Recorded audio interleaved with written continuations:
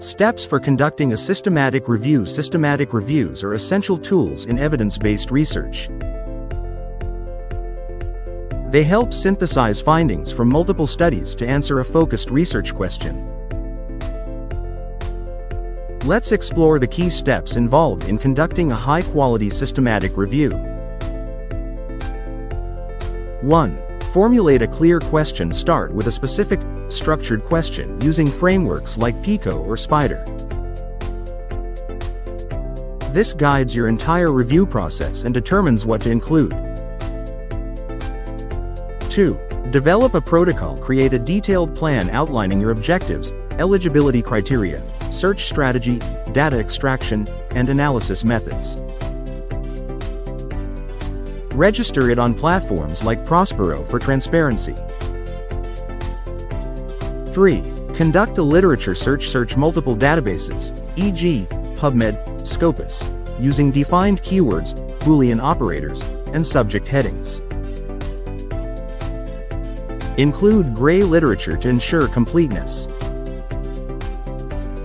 4. Screen studies first. Screen titles and abstracts. Then review full texts to select studies that meet your criteria. Use tools like Rayon for efficient screening and collaboration. 5. Extract data. Collect key information from each selected study: author, year, design, population, interventions, and outcomes, using a standardized form. Ensure accuracy through double-checking. 6. Assess risk of bias. Evaluate each study's quality using tools like the Cochrane-Robb tool for RCTs, Robbins I for non-randomized studies, or the Newcastle-Ottawa scale for observational research. This step ensures the evidence you're summarizing is credible.